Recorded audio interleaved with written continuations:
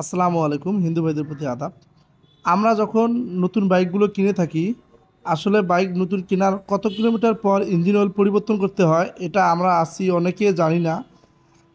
যার জন্য আমি আজকে এই ভিডিওটি তুলে ধরলাম। দেখুন, আমি ইতিমধ্যে বাইকটির ইঞ্জিন অয়েল ড্রেন করে নিলাম। ইঞ্জিন অয়েলগুলো দেখতে পাচ্ছেন প্রচুর পরিমাণে কালি হয়েছে। আর যে ড্রেন নাটটা রয়েছে এখানে কিন্তু ম্যাগনেট আছে, লোহার অনেক টুকরা এখানে এসে আটকে গিয়েছে। দেখুন, এগুলো সব লোহার টুকরা, যার কারণে আপনার প্রথম ইঞ্জিন অয়েলটা খুব দ্রুত পরিবর্তন করতে হয়। আসলে কত কিলোমিটার পর পরিবর্তন করতেছি আমি আপনাদেরকে দেখাচ্ছি।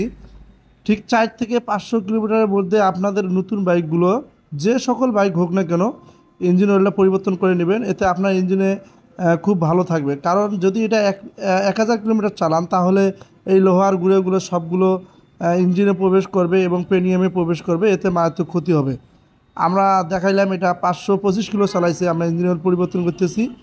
আর যে মোবিলটা ঢালবেন এটা হলো বাজাজ গাড়ির জন্য সুপার 40। যে গাড়ি চালান না কেন সব অরিজিনাল মোবিল তোলার জন্য চিন্তা ভাবনা করবেন, অন্য কোনো বাইরের লোকাল মোবিল তুলবেন না।